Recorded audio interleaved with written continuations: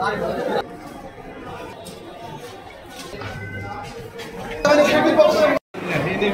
বছরের শিশু কাজল মসজিদে মুয়াজ্জিন কর্তৃক ধর্ষিত হয়েছিল এবং ধর্ষিত হওয়ার পরে আসামি নাজমুলের বিরুদ্ধে মাননীয় আদালতে সাক্ষ্য প্রমাণ গ্রহণ হয়েছে।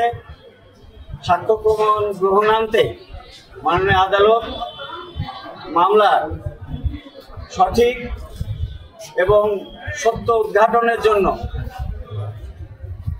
সাক্ষ্য নিয়েছেন এবং সাক্ষ্য প্রমাণে আসামি নাজমুলের বিরুদ্ধে মামলা প্রমাণিত হয় আসামি নাজমুলকে মাননীয় আদালত যাবজ্জীবন কারাদণ্ডের আদেশ দিয়েছেন। সেই সাথে 50,000 টাকা জরিমানার আদেশ দিয়েছেন।